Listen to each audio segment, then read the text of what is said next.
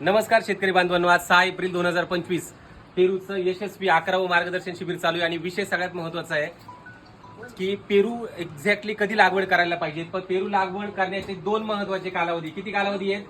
दोन. त्यातला आता ह्या व्हिडिओमध्ये मी पहिला कालावधी आणि त्याचं महत्त्वाचं इम्पॉर्टन्स तुम्हाला सांगतो. पहिला कालावधी पेरू कधी लागवड करायला पाहिजे सांगा सगळ्यांनी.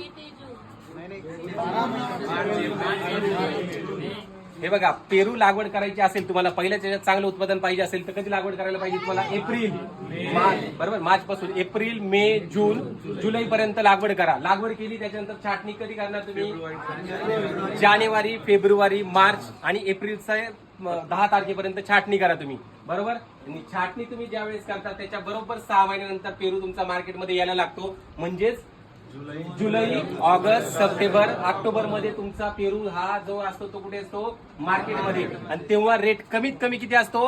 50 रुपये कमीत कमी पकडा, जास्तीत जास्त 90 रुपयापर्यंत पण जातो. म्हणजे तुम्हाला चांगलं उत्पादन मिळणार आहे. म्हणजे पेरू लागवड करण्याचा कालावधी हा सगळ्यात चांगला कोणता आहे? आलं लक्षात? ओके, सर्वांना समजलं का? ओके, आता पेरूचा लागवडीचा कालावधी नंबर 2 पुढच्या व्हिडिओमध्ये आपण सांगूया. धन्यवाद सर्वांचे.